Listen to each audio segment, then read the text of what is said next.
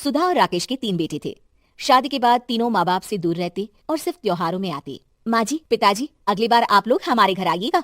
अरे नहीं बहू, सब यही आ जाते हैं तो घर खिला खिला लगता है। हाँ बहू, तू हमेशा बुलाती है तो जरूर आएंगे तेरे पास भी। हाँ हाँ, दीदी का घर बड़ा जो है, सब कुछ अपनी शादी के बाद दीदी को ही तो दे दिया था। हमें भी दिया होता तो हम भी बड़ा घर लेते। क्यों सुनील? अरे नहीं नहीं, पापा ने सबको एक बराबर ही दिया है। छोटी बहू, क्या चाहिए तुम्हें, बोलो।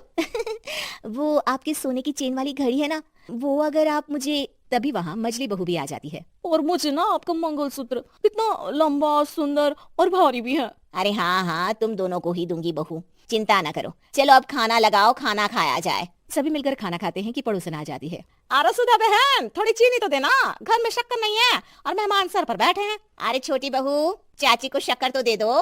अरे मछली दीदी, आप दे दीजिए ना, मैं यहाँ कम आती हूँ तो मुझे पता ही नहीं है कि सासू माँ सारी चीजें कहाँ रखती है। और तुम मैं कौन सा यहाँ रोज शक्कर फाँकने के लिए आती हूँ, मुझे भी नहीं है पता। तभी बड़ी बहू हाथ में चीनी की कटोरी लेकर आती है। चाची, शक्कर आप लोगों का बड़ा सहारा है माँ जी और पिताजी को, वरना हम लोग तो यहाँ रहते ही नहीं। आप जैसे पड़ोसी हैं तो हम निश्चिंत है। और जीती रहे बहू, आप तो ये घर पड़ोस कम परिवार ज्यादा लगता है। सुधा अपनी बड़ी बहू को देखकर बहुत खुश रहा करती थी। वो उससे अक्सर घंटों बात भी किया करती, लेकिन दोनों दूसरी बहुओं का भी वो समझती थी कि शायद छोटी है, वक्त आने पर संभल जाएंगी। समय आ जाता है जब सभी को वापस जाना होता है।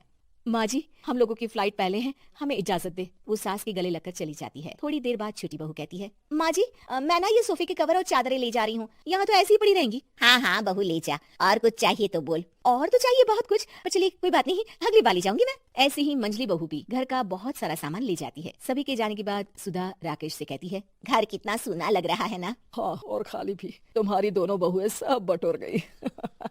अरे ठीक है ना, हम दोनों ही तो हैं, कितना सामान लगेगा। फिर उन लोगों की नई गृहस्थी, इतना मत सोचा करे। समय बीतता है। ऐसे ही हर साल त्योहारों में सुधा और राकेश के बच्चों की बहू आते और जाते वक्त ढेर सारा सामान पैक कर कर ले जाती। लेकिन कुछ ही सालों में सुधा का देहांत हो जाता है।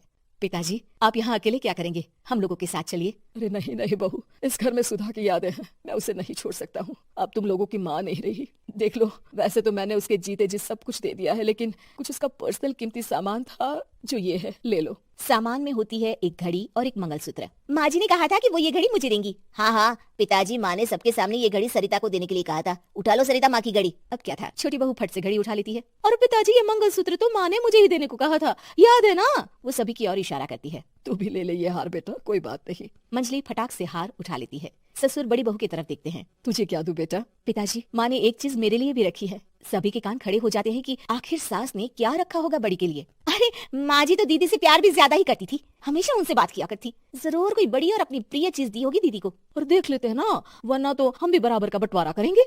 हाँ हाँ, कर लेना बंटवारा। लेकिन बड़ी बहू, बताओ तो सुधा ने क्या रखा है तुम्हारे लिए? अभी तो हम लोग यही हैं पापा जी, जब जाने लगेंगे तो बता दूंगी। बड़ी बहू के मुंह से ये बात सुनकर बाकी 2 बहुएं सोचने लगती हैं कि आखिर क्या है जो दीदी को सासू माँ देकर गई हैं। दीदी, ऐसा तो नहीं ना कि पूरे घर का आधा हिस्सा माँ बड़ी भाभी को देकर गई हो? तभी वहाँ ससुर आ जाते हैं। नहीं नहीं, ऐसा कुछ नहीं है। मकान तो तुम तीनों का बराबर से है। देखो, बड़ी बहू से तुम्हारी सास ज्यादा जुड़ी थी, न जाने क्यों घंटों बात किया करती थी। पता नहीं क्या देकर गई है उसे। और ससुर जी, आपको क्या पता, चालाकी से पूरे घर के पेपर में साइन करवा लिए हो, या फिर कोई छुपा गहना। आखिर मकान पूरा तो आपने सासू माँ के नाम ही कर रखा था ना।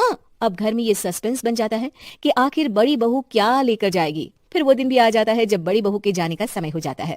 बेटा, परसों तुम चली जाओगी, बताया नहीं माँ ने तुम्हें क्या दिया? घड़ी और हार जो बेशकीमती था और तुम्हारी सास को सबसे ज्यादा प्रिय था, उसका तो बंटवारा भी हो चुका है। अब तुम्हारी बारी। हाँ पिताजी, आज मैं ये बात बताने ही वाली थी। माँ ने मुझे उससे भी बेशकीमती चीज दी है, और वो है आप। आपसे अधिक प्रिय उन्हें कुछ नहीं था। माँ चाहती थी कि आप मेरे साथ रहें। चलिए पिताजी। बेटा, मेरे पास तो कोई पेंशन भी नहीं है और ना ही कोई प्रॉपर्टी। लेकिन आपके पास संस्कार है पिताजी, जो मेरे बच्चे आपसे लेंगे, तो आपको ले जाने पर स्वार्थ ही है मेरा। चलिए ना पापा। सभी के सामने पिताजी बड़ी बहू और बेटे के साथ उनके घर चले जाते हैं।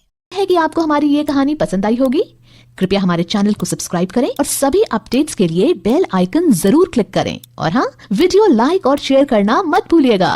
Bye bye.